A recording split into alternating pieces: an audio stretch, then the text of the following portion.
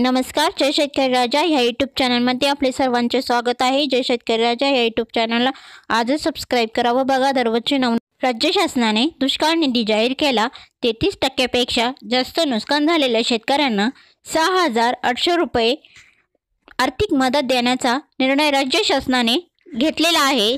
त्यापैकी पहिला हप्ता 50% निधी उपलब्ध करून देण्यात आलेला आहे। 2018 मध्ये खरीप हंगामात पाऊस न झाल्यामुळे शेतकऱ्यांचे खूप मोठे नुकसान झाले आहे। जिल्ह्यातील 849 गावांपैकी 772 गावांची आणीवारी 50 पैशापेक्षा कमी आली, म्हणून जिल्ह्यातील पेरणी क्षेत्र 4,68,081 हेक्टर जमिनीपैकी 4,67,527 हेक्टर जमिनीवरील पिकाचे नुकसान झालेले आहे। परभणीसारखी स्थिती राज्यातील इतर जिल्ह्यांमध्ये देखील झाली आहे।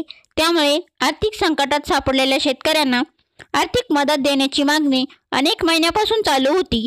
राज्याच्या महसूल व वन विभागाने 25 जानेवारी 2019 रोजी हा आदेश काढलेला आहे व त्यामुळे दुष्काळ जाहीर केलेला आहे। हा निधी 2 टप्प्यामध्ये देण्यात येणार आहे। राज्यासाठी 2,909,51,09,000 रुपयाचा निधी उपलब्ध करून देण्यात आलेला आहे। या रकमेतून शेती पिकाचे 33% किंवा त्यापेक्षा जास्त नुकसान झालेल्या शेतकऱ्यांना प्रथम हप्ता म्हणून 6,800 रुपये प्रति हेक्टर या दराच्या तुलनेने 50% म्हणून 3,400 रुपये प्रति हेक्टर किंवा 1,000 रुपयापेक्षा अधिक असेल।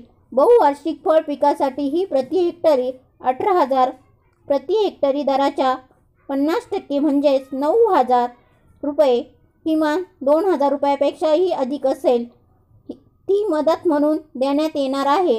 ही मदत 2 हेक्टर मर्यादापर्यंतच राहणार आहे। या मदतीचे वाटप 2018 मधील खरीप हंगामातील 7/12 वरील पिकाच्या नोंदणीनुसार करण्यात येणार आहे। या मदतीतून कोणतीही थकबाकी वसूल करू नये। या मदतीची रक्कम थेट शेतकऱ्यांच्या बँक खात्यात जमा करण्यात येणार आहे।